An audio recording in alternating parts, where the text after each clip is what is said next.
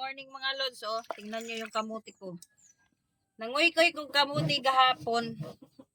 Bisag wala pa siya. Dapat ang harvest time is October pa. Katapusan ng October.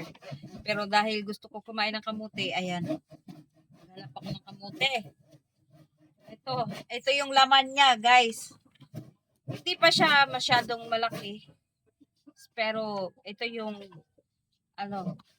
perfect size na pangsaing lang.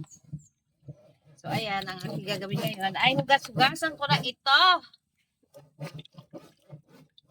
Kamo, namoy kamote. Dako, kay kong kamutihan dito, sa bukid, Bukid lagay de, has, ubos. Nagkang kay kong kamutihan.